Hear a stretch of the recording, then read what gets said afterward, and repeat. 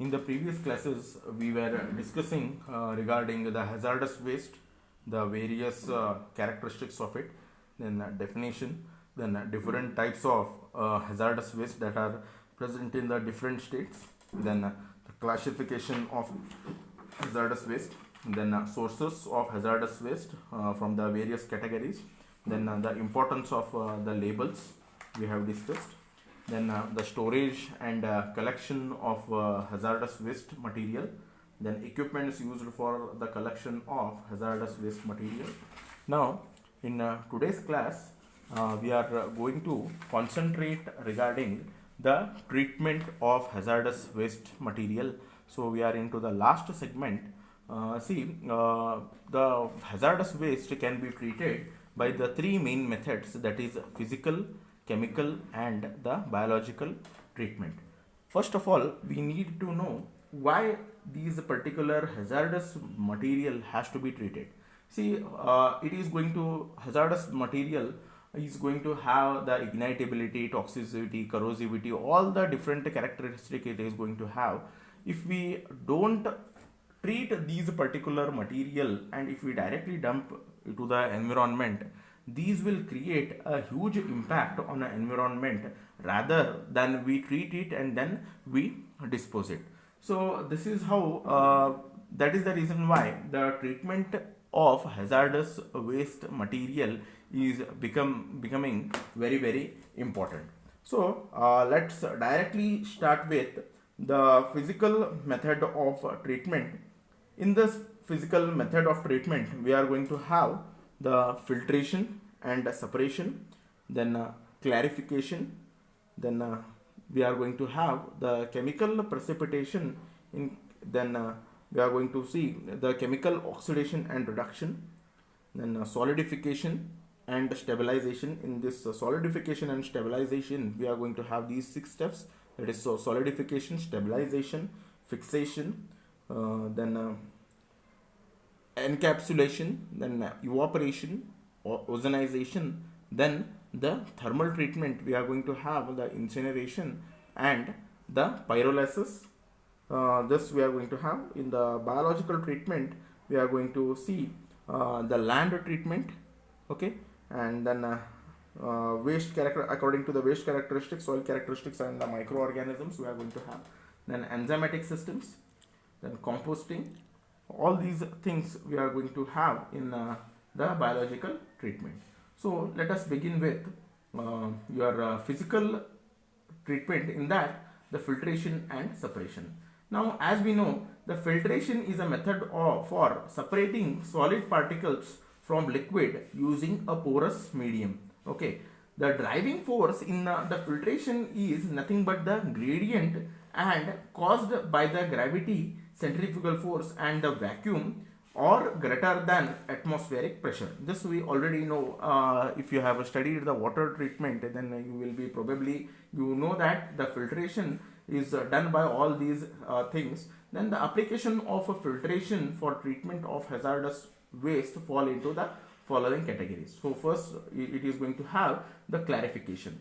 Now it is suspended solids less than 100 mg per liter concentrations are removed from the aqueous stream. This is usually accomplished by depth filtration and cross flow filtration, and the primary aim to have this aqueous solution is aqueous effluent, which can be either discharged directly or further it can be processed. The suspended solids are concentrated in a reject stream. So if we remove these particular material, then the less load will be when we dispose it, then there will be less strain will be there on the when we are going to dispose it. Then next is dewatering. It comes in your filtration part itself. Dewatering is typically around 1% to 30% of the solid by weight is concentrate the solids into a phase or the solid form of a disposal or for treatment. This is usually accomplished by the cake filtration. Okay, for example, it can be used for the neutralization of strong acid lime with the limestone, or precipitation of dissolved heavy metals as carbonates or sulfides, followed by settling and thickening or resulting precipitated solids as a slurry. The slurry can be dewatered by the cake filtration. We are going to remove basically what we are going to do is we are going to remove the finer the water content from when we are going to treat it. Okay. Then next is in chemical precipitation. In this process, the soluble substance is converted to insoluble substances either by chemical reaction or by the change in composition of a solvent. Okay. Then settling and or filtration can remove the precipitated solids. In the treatment of hazardous waste, the applicability of this particular chemical precipitation is in the removal of toxic metal from the aqueous waste by converting them into the insoluble form. Okay, if we don't remove these particular heavy metals, then it will, when we are going to dispose them, it is going to create a huge problem, because the heavy metals, it is going to be collected in the underground and then it is going to create a problem. The sources in the various types of material that can be removed is arsenic, barium, cadmium, chromium, lead, mercury. Okay, such type of heavy metals can be removed. The sources of waste containing metals are metal plating and polishing and inorganic pigment mining and other electronic industry, where we have already discussed that in the last classes that silver, nickel will be coming from the different types of industries. So this has to be removed. Then we are going to see the chemical oxidation and reduction technique, this particular chemical oxidation and reduction. In these, the oxidation state of one reactant is raised, that to the other reactant is lowered. Okay, when the electrons are removed, okay, from an atom or molecule, the substance is oxidized when the electrons are added to the substance and it is reduced. Such reactions are used in a treatment of metal bearing wastes such as sulfides, cyanides, chromium, and the treatment of many organic wastes such as phenols, pesticides, sulfur containing compounds.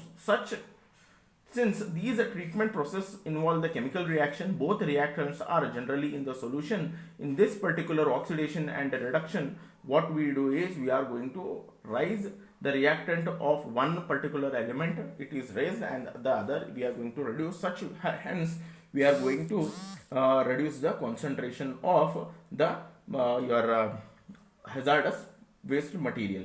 Okay, many chemicals which are oxidizing agents, but relatively few of them are used for the waste treatment. Some commonly oxidizing agents that are used are the sodium hypochlorite, okay, then hydrogen peroxide, calcium hypochlorite, potassium permanganate, and ozone. Okay, then this is what you are regarding the chemical oxidation and reduction.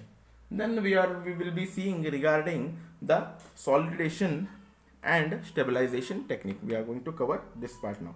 Okay, now solidification in hazardous waste management, the solidification and stabilization is used to designate a technology employing activities to reduce the mobility of the pollutant, thereby making the waste acceptable under land disposal requirement. We are going to solidify it, and these treatment processes designed to improve the waste handling and the physical characteristics and to decrease the surface area across which the pollutants can transfer on leach, limit solubility or toxicity.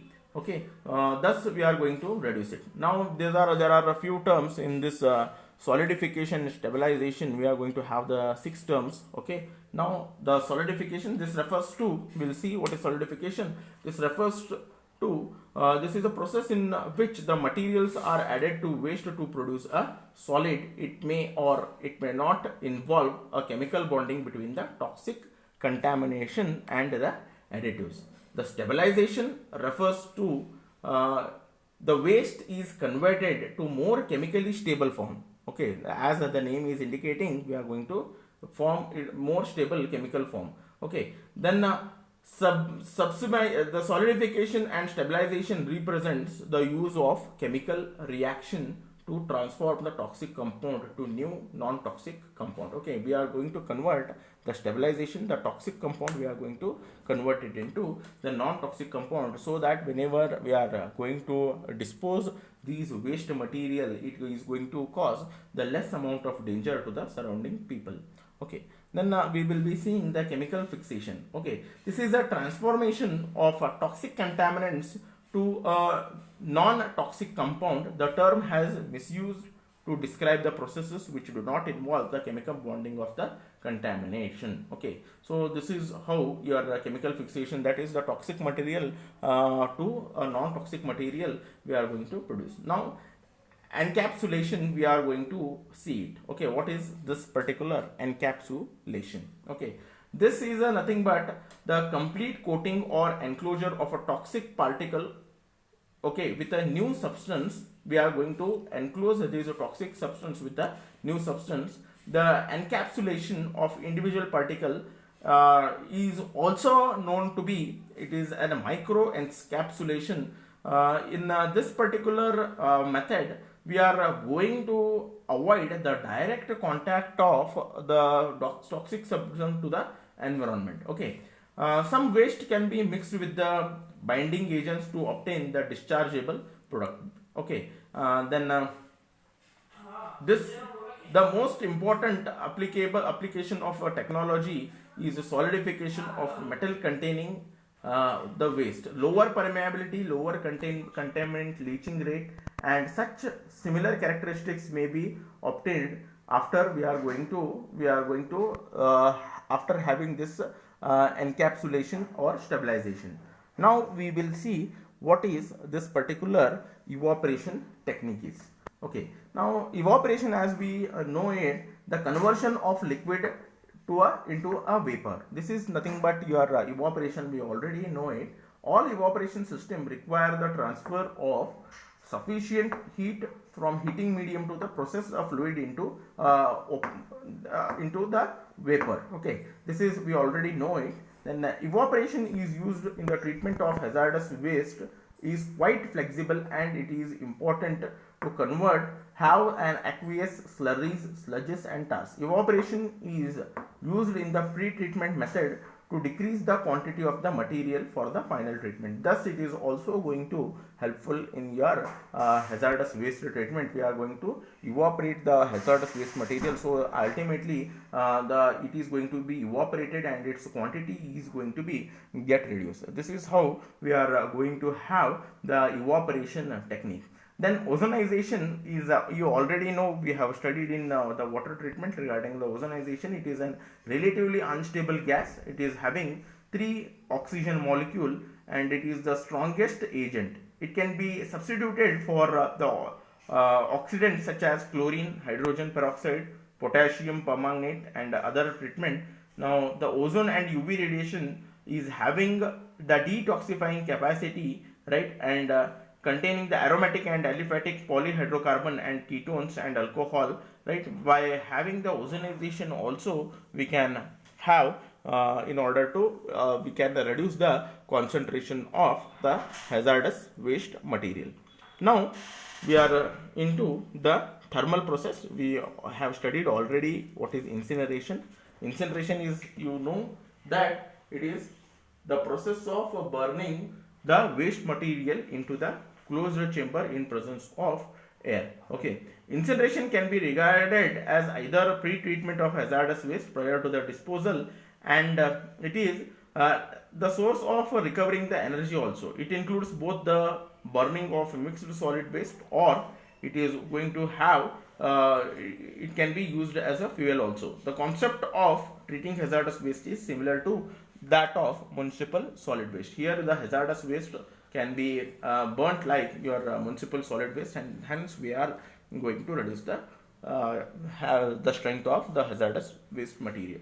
Now we'll come to the pyrolysis. Now this pyrolysis, I will be explaining this in detail regarding the pyrolysis when we are going to handle it. So we will discuss in detail regarding pyrolysis, but right now we are going to have some idea about pyrolysis. Pyrolysis is already as incineration is going to be burnt at a very high temperature into the closed furnace. The pyrolysis is done in the absence of oxygen. That is, the burning of solid waste can be done at a in the absence of oxygen. This thermal process for transformation of a solid and liquid into the gaseous compound it is going to have. We get we from the pyrolysis, we are going to get the ash, and we are going to get the fixed carbon. Okay, now in the hazardous organic compounds can be volatile at this particular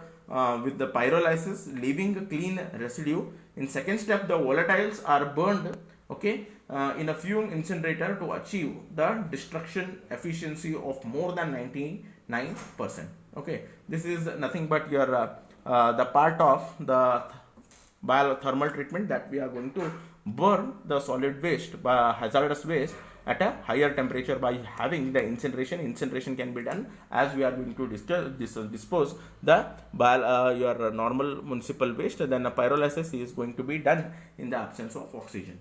Now we will see how we are going to have this particular the biological treatment. We first of all we are going to use land treatment. This is a waste treatment and disposal process. As we know that we are going to dispose the waste by having the land treatment. It is when the hazardous waste is going to be mixed into the surface of soil, and it is going to be degraded or immobilized through the proper management. Okay, the other terminology is used is having the land cultivation, land farming, and sludge spreading. Compared to the other disposal option, land treatment is going to have very lower long-term monitoring, as we already know it, and maintenance and operation cost is going to be very less. Now these are dependent on the various factors involved in the land treatment. Will be having the waste characteristics. It is biodegradable waste are first of all it is suitable for the land treatment. Now radioactive waste also can be burnt. Highly volatile, reactive, flammable liquids and heavy metals, acids, bases, cyanides, ammonia are not considered. The radioactive waste, all these will be not considered. Okay, now the flammable liquids, inorganic waste, heavy metals, we are not going to dump into the land. Okay, land treatability of organic compound, often predictable pattern for similar type of compound, chemical structure, molecular weight, solubility and vapor are few of the characteristics for determining the biodegradation. See, whichever the hazardous waste are biodegradable, or which is going to be degrade after some period of time, those particular materials only we can dump into the land, but not the volatile, reactive, radioactive material, cyanide, heavy metal we cannot dump into the waste material. Then we will be seeing regarding the enzyme systems. Okay, in the enzymatic system are complex protein in nature. These proteins is composed of what? These are having the amino acids linked together with the peptide bonds. Enzymes are capable of transforming the hazardous waste into the non-toxic compounds by having the microbial growth in the mass culture. Such crude enzymes, it is going to extract the microorganisms, okay, and convert them into the less toxic products. So that is the reason why we can utilize this particular method. Next is we are going to have the composting. Regarding composting also we have studied which are the factors are going to be important in this pH, oxygen, temperature, moisture. All these things are very important. Okay, now composting the organic hazardous waste. Now we are going to compost the organic hazardous waste in the same way as we are going to decompose the organic material with having slight modification. The microbiology of hazardous waste is having different than the normal type of waste. The reaction in these certain types of hazardous molecule can be degraded by one or few microbial species. We are going to add some of the microbial species which can change a bit behavior of these particular hazardous waste, and then we can add into this particular method. In the compost technology, we have studied the windrow technique, then all these other windrow technique and all we have studied. The composting by no means, okay, or hazardous waste is, it may create a problem, but we need to change the characteristics of certain hazardous waste, and it needs attention paid. Okay, it needs attention whenever we are going to deal with the hazardous material. We need to have the attention towards it. Next is we will see regarding the aerobic and anaerobic composting. Okay, as you know, aerobic and anaerobic treatment. Aerobic treatment, you know that it is done in the presence of air. Anaerobic treatment, it is done in the absence of air. Okay, now hazardous material in present with in a low to high concentration in wastewater, leachate and soil. These wastes are characterized by the organic content up to having 40,000 mg per liter of total organic carbon, and which is going to have the low and high pH, which is varying between 2 to 12. Okay, elevated salts, which is over 5%. The hazardous waste can be treated by having the aerobic and anaerobic treatment. In aerobic treatment, under the proper conditions, the microorganisms grow. Okay, they need to have the carbon as an energy source, which due to which the hazardous waste is going to be satisfied with the nutrient nitrogen, phosphorus and the trace metals. Some organisms can use the inorganic substance. Okay, this is the care to be taken at all the requirement nutrient substances are supplied in the quantities that we should take care regarding phosphorus, nitrogen, all the nutrients should be at an appropriate amount, so that it can react with these aerobic kind of bacteria, and it is going to be decomposed. The temperature and pH must be maintained at to the organisms. Okay, anaerobic treatment is a destructive process in which the hydrocarbons are converted into the